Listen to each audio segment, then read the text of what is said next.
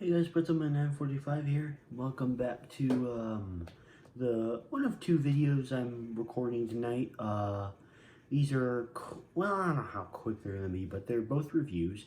So this first one is about the new Cruella movie.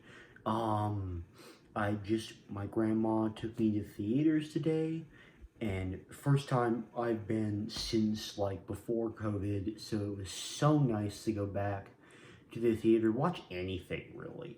And I figured even if the movie is trash, then it'll still make a fun experience. But it was even better because Cruel is a fantastic movie. And let's get into why.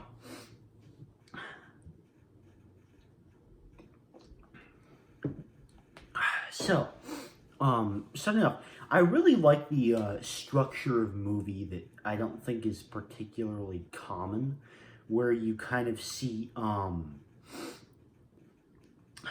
the development of a villain. I don't feel like those types of stories are particularly common. I think it's quite interesting for this one in particular. So we kind of start out the plot where Cruella's character is with her mother. They grow up together. She makes this havoc at I guess with like a primary school, basically. Elementary school, whatever you want to call it.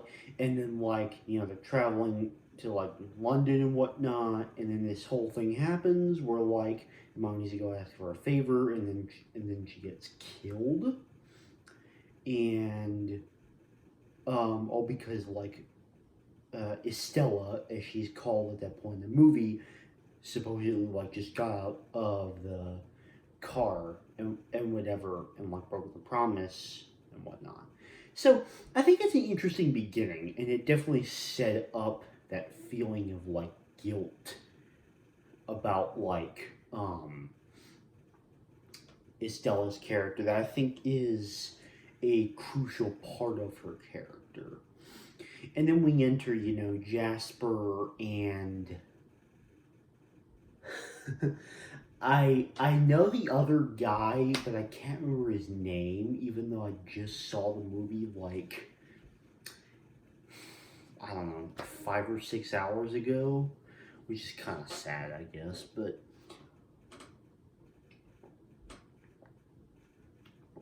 whatever.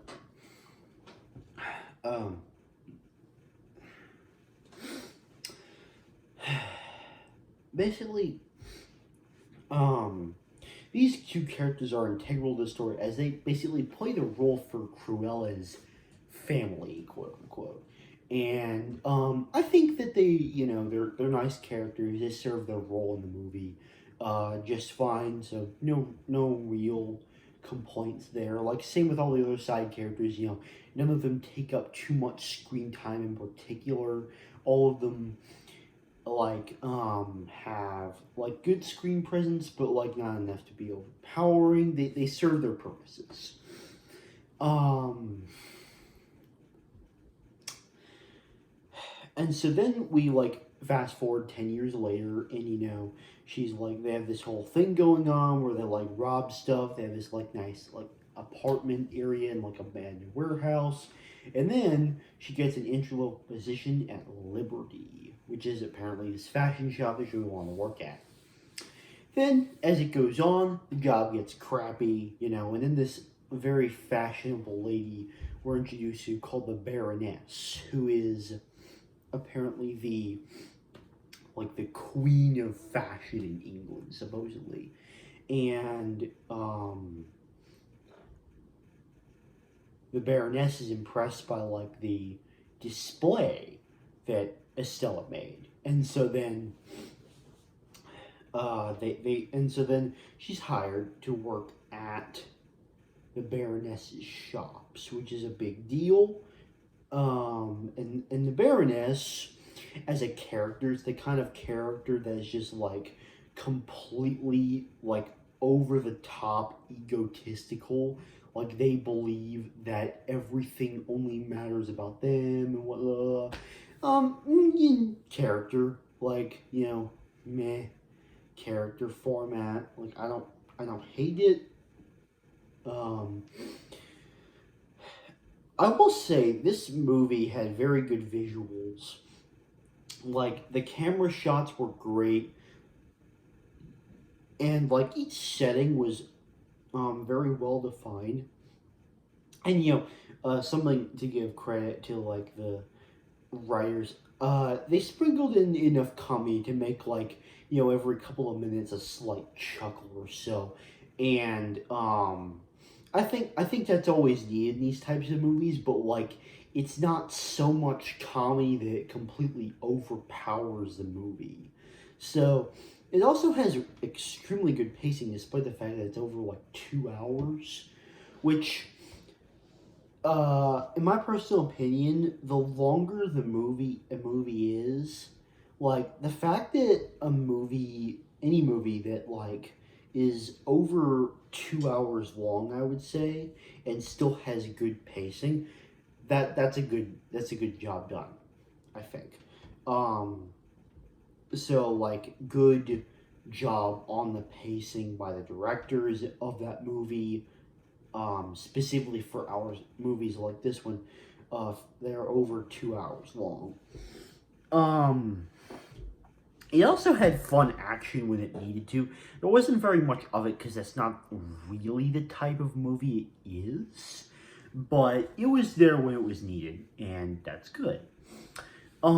So then of course, kind of skipping a bit to the end, because as the plot develops, she kind of realizes that like the Baroness was the same person who killed her mother, and the whole thing about the necklace and whatnot. Um, so she starts becoming angry toward her, and then she invents like Cruella, and it's really awesome in like that part of the movie to see like how she balances that dual part of life.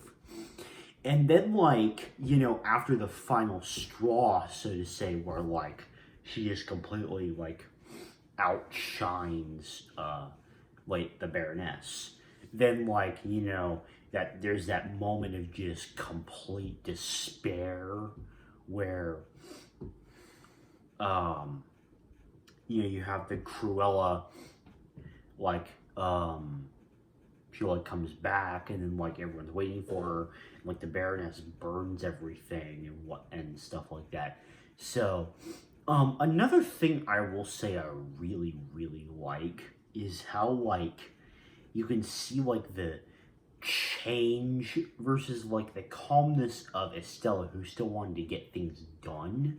Like you can see such a difference in attitudes, I feel like, and where Cruella eventually starts to go mad. Um, so I think that's really interesting.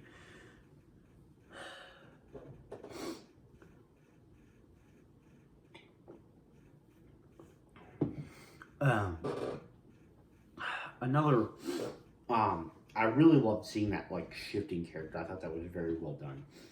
So then obviously we get to the big twist of the movie, and that is the fact that you know Cruella is actually the Baroness's daughter, like birth daughter. I gotta say, I was completely not expecting that, like at all.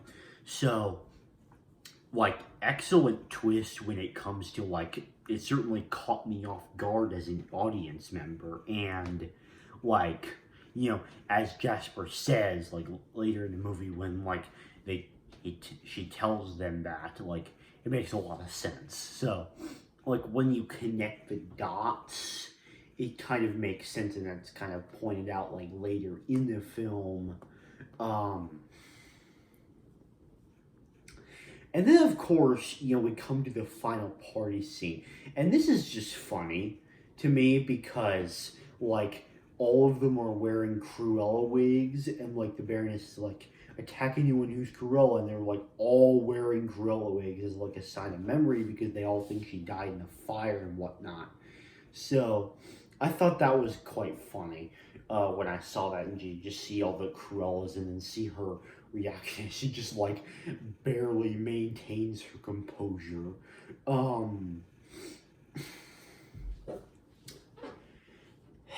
and then of course there's that ending in the movie where like compared to the first part where her like caretaker mother had like splashed in the water.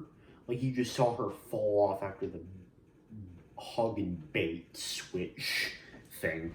Um, and I think I picked up on that right away. Like there was no splash. Aha! I know the difference.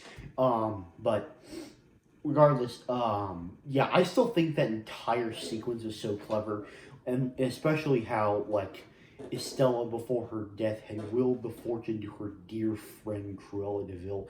That was clever. That was very clever. That made me chuckle.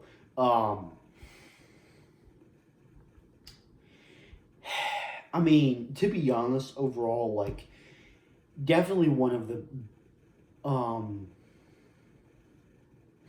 yeah, I'm gonna say best uh live Disney live action movies that they've made. You know, is really unique. They did the template of like a villain origin story excellently. Like great characters, great pacing.